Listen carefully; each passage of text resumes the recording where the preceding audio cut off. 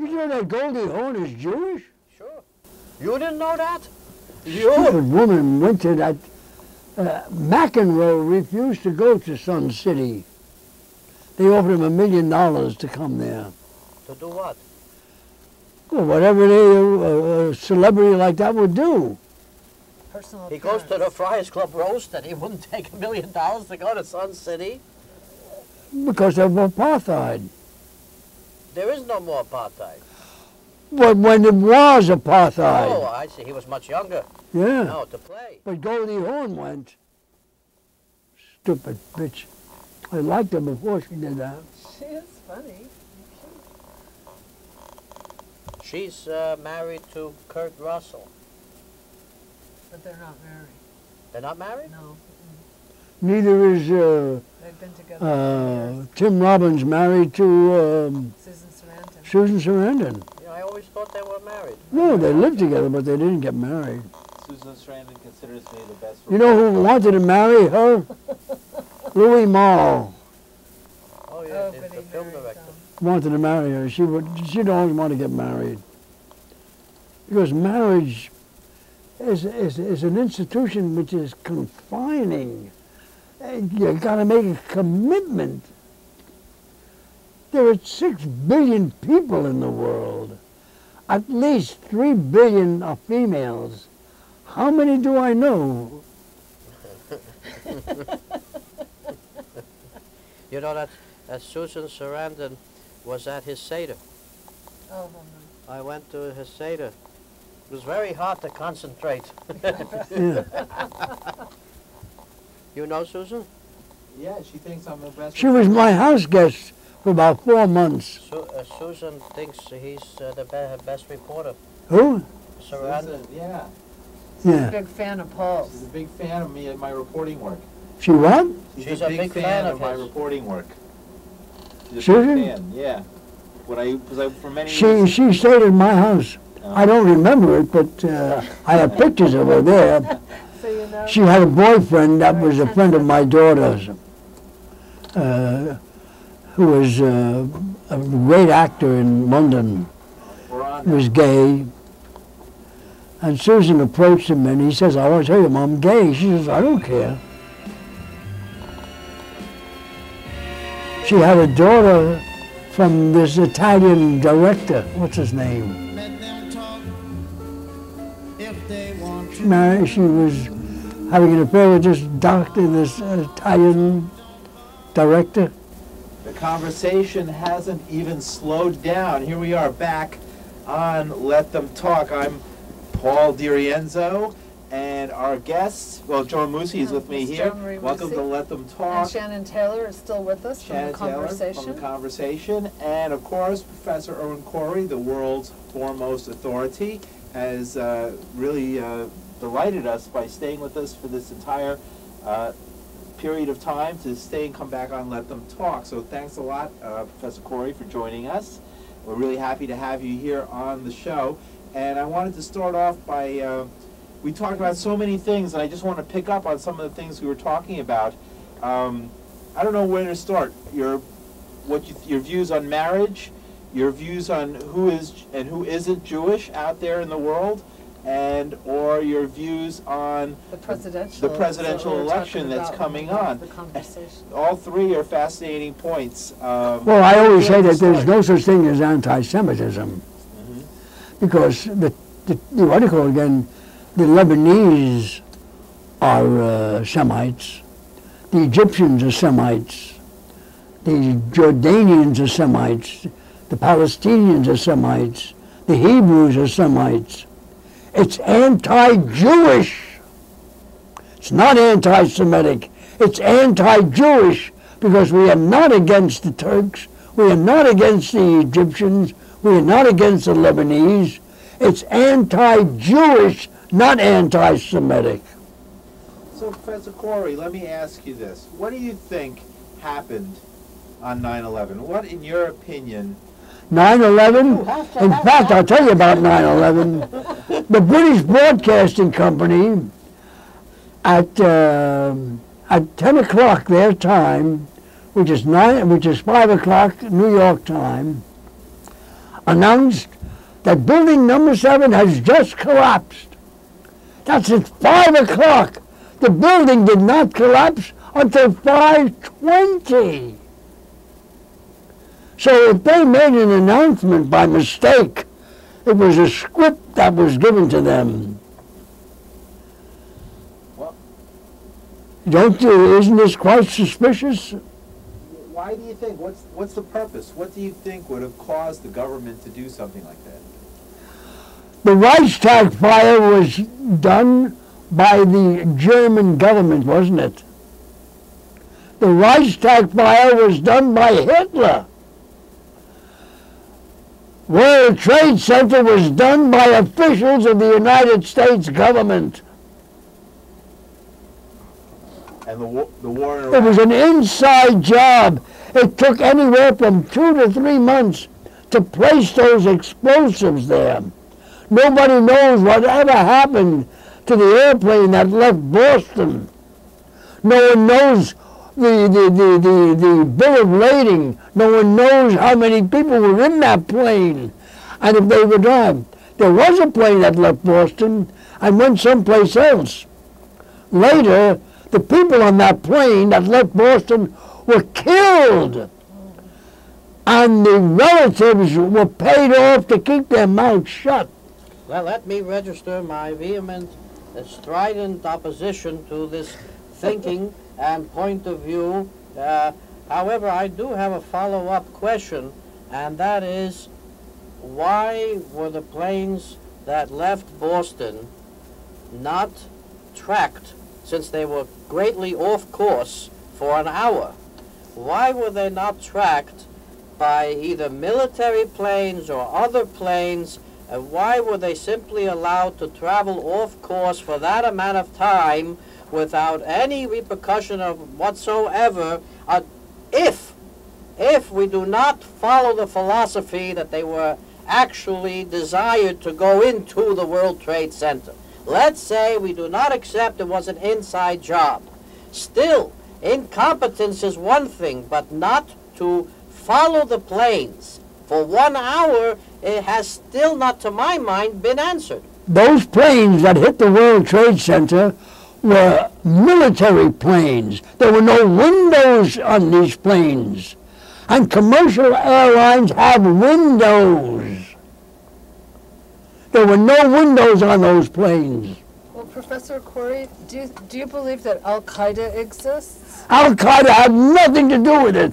Al-Qaeda maybe is the same type of organization that the Ku Klux Klan is.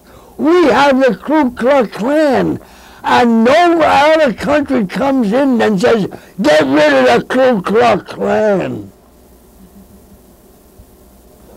Professor Irwin Corey, welcome again to Let Them Talk. I just want to take a moment to invite our viewers I want to tell you to something. join the conversation. Our number is 212-757-1538, 212-757-1538. And we want to invite you, the viewer, to join us. If you have any questions or comments or want to have a conversation with Professor Corey, this is your opportunity. Professor Irwin Corey, the world's foremost authority. And he is, as you heard, an authority. You mean you have question period here? Yes. Here. We're going to try and have one anyway. My Oh, you're number's gonna try it. unlisted. But call us up. Yeah, call us up and we'll take Do you know that there were 169,000 contractors? 30,000 have already been killed. Oh, in Iraq. Yeah. Yes, about the black Contractors. The United States government hires these mercenaries. Now, what do you think should be done about the situation in Iraq? Do you believe in withdrawing the troops? Another or- question. Yes. What do you mean? They say support the troops. How do you support the troops? They don't know. They haven't got any cell phones there. They don't know if there's somebody says, hey, you're doing a good job there, kill them all. Or they say, hey, you stupid asshole, come back, come back. What are you killing them for? They don't know. How does anybody in Iraq know? They don't. You know what they say? If you don't like America, Bush says, if you don't like America, we're going to bring democracy to your country. Well, why do you think we're in Iraq? What's the purpose of being in Iraq? Oil. Why are we there? You know what the original thing was? Iraq was Operation Iraq Liberation. It's spelled O-I-L, didn't it? Right. They had to change it. There you go. Professor Irwin Corey.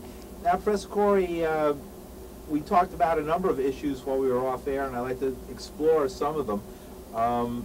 We were talking about your views on marriage, which I found interesting. How long have you been married for? Well, my marriage lasted, in fact, we were married in 1940. It's 67 years.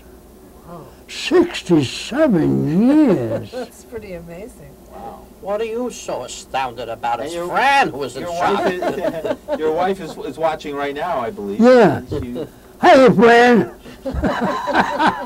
How did you meet? 67 years. It's the same, let's face it, it seems like only yesterday. And you know what a lousy day yesterday was? Friend, we're just having a little fun here. Well, did your wife know what you were like when she married you? I mean, did she know what she was getting into with Professor Irwin Corey? What do you mean what she was getting into is what I was getting into? He was a very good-looking guy. He Yeah. still is. I Now, can see when that's was his this picture. Marriage is like a three-ring circus. There's the engagement ring, there's the wedding ring, and then there's a suffering. It's me who's suffering right now. Now, He's wet. Professor Corey, when was this picture taken that's behind us? That must have been taken some time ago. Somebody said to me, "No, Corey, I haven't seen you in 30 years. You haven't changed a bit." I said, "You idiot. You mean to say I looked like this 30 years ago?" How did, What's that line? I just came from the hospital for a blood transfusion, and they told me my blood type has been discontinued.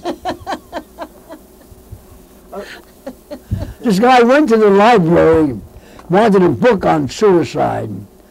So the librarian says, "You'll find it down on aisle 1 under the letter S." He looks and looks and looks. He says, "There's nothing here." She says, "I know, they never bring them back." how did your humor, Professor Corey, how was it that your humor was accepted? Because you're funny, but you're scathing. You have a point of view, and it seemed like you must have been up against a lot in order to get airtime and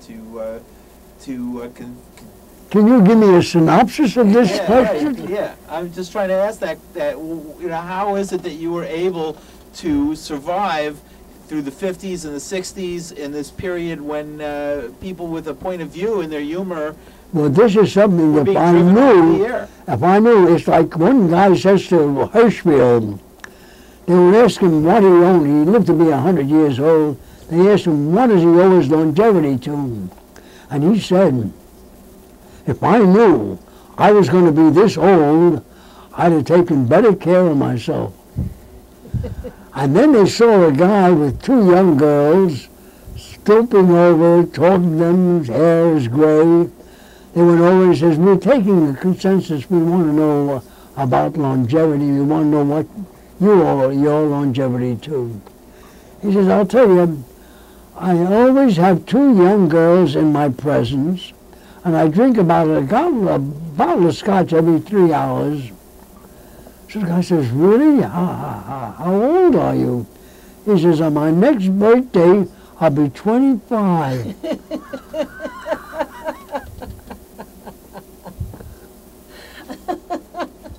Professor Irwin Corey, tell us a little bit about the red ribbon. I know we discussed that earlier, but you're wearing what? The red ribbon on your lip. The Red Ribbon Equity has a fund to raise money to fight AIDS. And when you get one of these, you got to give at least $50 to get one of these. So I gave them $50. So you're continuing to give away your children's money? Yeah. He happens to be a charitable guy. He got on the committee to do away with the Rosenberg ill-fated conviction. He gave more money for that than anybody. I've given him about $50,000 to fight the Rosenberg. He should bring back the Rosenberg case.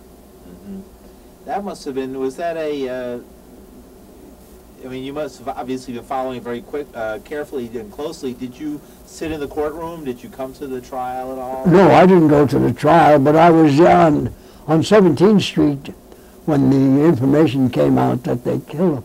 In fact, I went to Judge Kaufman, when he died, I went to his esophagus where he was in state. And when I came there, all his relatives forgot about him. I'm a celebrity. And they went, how did you know? How did you know the Kaufman? I says, I only knew him by smell. Oh.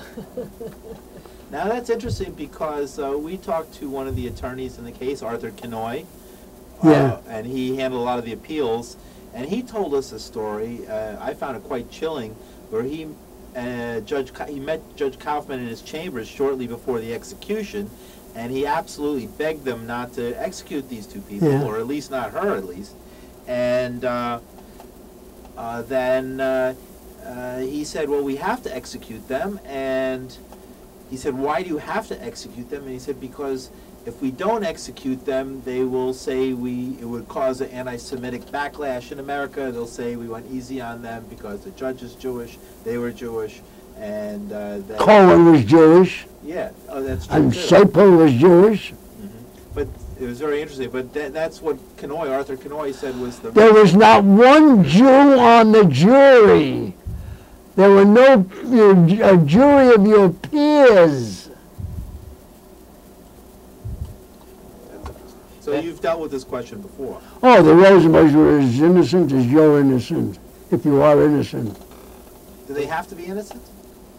Well, Nothing to do with it. And listen, you know what the charges were? It wasn't a question of a fair trial. Before you even get the innocence, you give due process and fair trial. There's no such thing as a fair trial. If you use the word fair in front of the word trial, it ceases to become a trial. A trial is a trial. It can't be fair or unfair. If it is either one of those, it's not a trial. Well, in this case, they had a hanging procedure. There wasn't even close to anything approaching. And what were they charged with? Attempting to conspire to commit.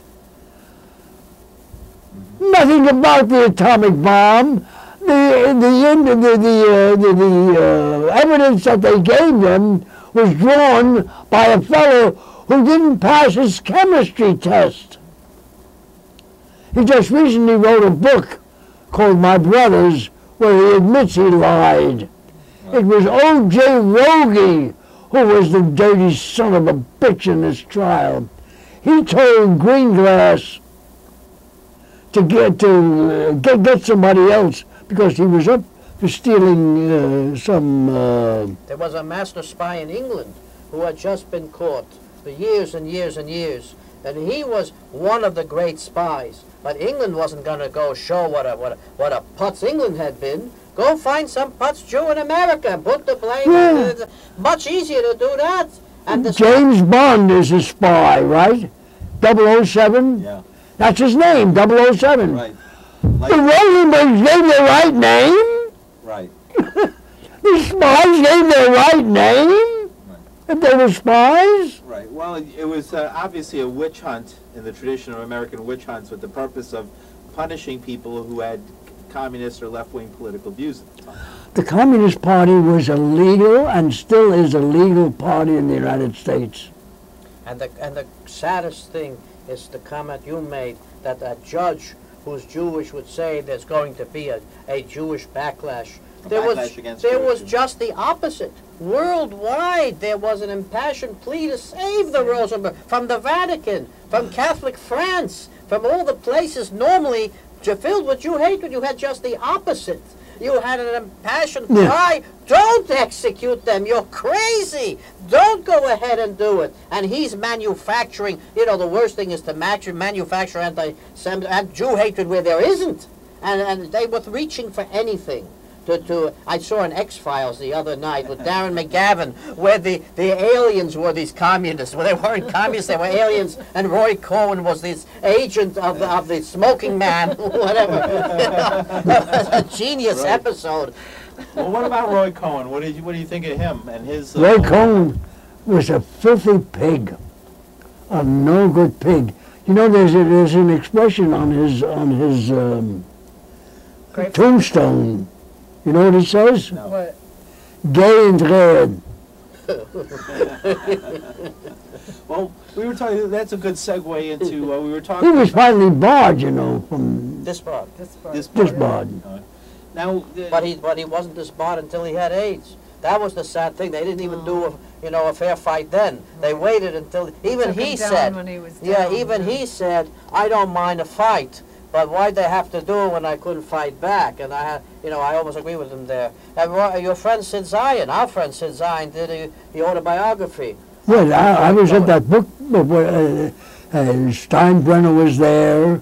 Harry Arlen, the composer, what's his name? Harold Arlen was there. Steinbrenner? What was his role? He was just there at the Steinbrenner was a friend of Roy Cohen's. Uh-huh. I see. Do you know who owns Yankee Stadium? Who? I'm trying to figure that out. I don't know. The Catholic Church. The Vatican owns it. It's owned by the Knights of Columbus. So they're going to protest. The land on which Yankee Stadium was built is owned by the Knights of Columbus. And the lease ran out in the year 2002. That's why they were building another stadium right next to it, on land that's also owned by the Catholic Church. Well, I don't know. I think that's a park, but I don't know who under. It's a park. They're building the new Yankee Stadium on what was a city park, which is across the street from the old Yankee Stadium. And as they build the old one, this is the last season, I think, for the old one, and the new one will replace it next season. You know, the Yankees owed in New York City something like $5 million in back rent. The Catholic Church was getting $182,000 a year rent for the land. There was a city called Salamanca, which is south of Buffalo, which is owned by the Seneca Indians. And their lease ran out. The government had the lease ran out in 1997. The government gave the Salamanca Indians $60 million. One guy who was paying something like $1,000 a year land rent had his rent to $20,000. He says, I ain't going to pay it. So he put his house on stilts and moved it to his mother's land about 2 miles away. The judge made him bring back the house and put it back on that land. Understand? Oh. Because you have, when you leave, when your lease runs out, you've got to leave the property where it is. You have no longer any ownership on it. So it cost him $20,000 to give his house a little ride and bring it back. Take it on a short. One guy was paying $1 a year, and he was there for 50 years. He says, well, I pay you only $50. No, I'm willing to pay. They raised his land rent to $1,000 a year. Well, speaking of the church, let's talk about the Bible a little bit, because I know you had a lot of opinions. We were speaking earlier about the Bible, Professor Corey. Yeah, the Bible. There's supposedly the 5 books of Moses. There were cities that Moses was talking about called the city of Dan, which didn't become the city of Dan until 400 years after Moses died. So Moses could not have known about the Danites. What does that tell you about the Bible? Well, the Bible, in the book of Numbers, Moses is talking to God, and God says, listen, kill every male child and every female child that has known man. Those that have not known men are virgins, save for yourself. You see how smart the Bible was? You see, I always swore by the Bible and I knew. Save your virgins for yourself. Now, isn't that quote is used many times to claim that homosexuality is a sin? And No, should where be, do you get that from there? It's talking about virgins. Oh, no, who has known man? No. Not girls who have known man. And Ruth married Boaz. Did you know? My best line? What's that line? Ruth married Boaz, but she was in love with Naomi. Really? No, Yeah. that was the kind of holy love. That was an elder woman for a younger woman to take care of her who had just lost her husband and followed her in a land of very great strangers until she found a new home. What are you looking at me so skeptical? No, you know what happened? I lost my mind right here on the show. Pharaoh's daughter found the baby in the bulrushes, and she says, "Get a Jewish woman." There were no Jews at that time. The Hebrews became Hebrews when Moses brought down the Ten Commandments. That's when the Hebrew religion started. It didn't start with Abraham, Isaac, and Jacob, because the Mohammedans or the Arabs believed that Jacob and Joseph and all that other stuff was theirs. And to believe that God told Abraham to kill his only son. Kill your son. What was God testing a man that's going to die in a couple of more years? So God saved the operation, had a lamb run across, and they took the lamb and made a sacrifice. So while they were going down the hill, Abraham was 690 years old, and his son was 580 years old. And his son says to him, "Pop, take it easy going down the hill." There's also a parable to the bulrushes with the baby and Pharaoh, that in reality, Moses' sister, who was that lady that was brought over, had been waiting at the bulrushes with just in case they came to call for somebody, had been waiting there. She's ready. And since when did slaves get married? 212-757-1538. Since when did slaves get married? Courage to anybody who would call in on this show. Nobody called in There's a real yet? lack of courage out there. Nobody's calling in. 757-1538, area code 212. We're speaking with Professor Irwin Corey. We have Miss Joan Moossy. I'm Paul DeRienzo, and Shannon from The Conversation who's here. And thank you very much for joining us and helping us set up the show. Thank you. This is such a great pleasure to relax from the controls, have an engineer of your great accomplishments to put a picture up. We get a picture of the professor. Your professor, you never I'm look just so wondering, good. where is the camera? This camera now is on. Oh, that's the camera? Well, that's on there's now. another one That's over the other here, one over yeah. there. I didn't like that. He's used to me holding it right in front of his face. Right. So, in the last couple of minutes of this show, Professor Corey, is there anything you'd like to leave our listeners with? Any message, any idea you'd like them to, chomp around in their brains after the show?